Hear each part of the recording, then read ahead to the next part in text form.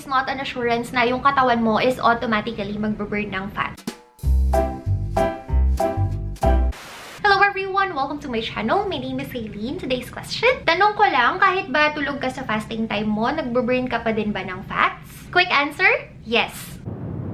Intermittent fasting is not an assurance na yung katawan mo is automatically magbe-burn ng fats. Magbe-burn lang yung katawan mo ng fats kapag naubos niya yung glucose mo sa katawan and naubos niya rin yung glycogen mo sa katawan. Kaya tayo nagfa-fast for an extended period of time kasi inuubos muna natin si glucose and inuubos muna natin si glycogen. After that, that's the only time na yung katawan mo magbe-burn ng fats. Kaya nga minimum 16 hours. Kasi may mga tao na kailangan nila ng 12 hours para ma-burn lahat ng glucose and glycogen. May mga tao naman na even after 16 hours, hindi pa ubos yung glucose and glycogen nila. Kahit pa nag-exercise ka, nanonood ka ng TV, natutulog ka, kung hindi pa nauubos ng katawan mo yung glucose and glycogen, hindi ka magbe-burn ng fats. Once ma-burn na ng katawan mo, maubos na ng katawan mo yung glucose and glycogen na meron ka, kahit matulog ka lang, kahit magpaka-starfish ka lang ng ganyan sa kama, hindi ka kikilos,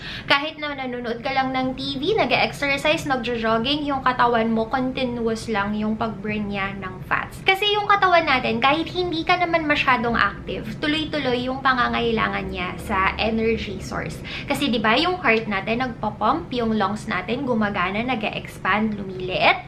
Tapos yung mga organs natin, especially yung brain natin, tuloy-tuloy yung pag-andar niyan. Hindi yan tumitigil kapag natutulog ka. Kaya ibig sabihin, tuloy-tuloy yung paghingi nila ng source or supply ng energy. Kapag meron kang glucose, kapag meron kang glycogen, kukuhanin nila yon dun sa dalawang yon. Pero kapag naubos na yon, dun na sila kukuha sa stored fats mo. Kaya kapag nag-intermittent fasting ka, unti-unting natutunaw yung stored fats mo, yung fats na meron ka. Kasi nga, hindi ka naman kumakain for an extended period of time. Pero hindi yun assurance na automatically is nagbe-burn ka na ng fats. Kasi nga, nakadepende yon sa kung ubos na yung glucose mo and kung ubos na yung glycogen mo. Kaya nga, advisable na during feasting, kahit na anong pagkain naman pwede nating kainin, advisable pa rin na yung kakainin natin is low carbohydrates. Hindi nyo kailangan na i-follow strictly yung mga pagkain na bawal at saka pwede sa low carb diet. Ang kailangan nyo lang is i-minimize lang yung intake nyo ng rice, ng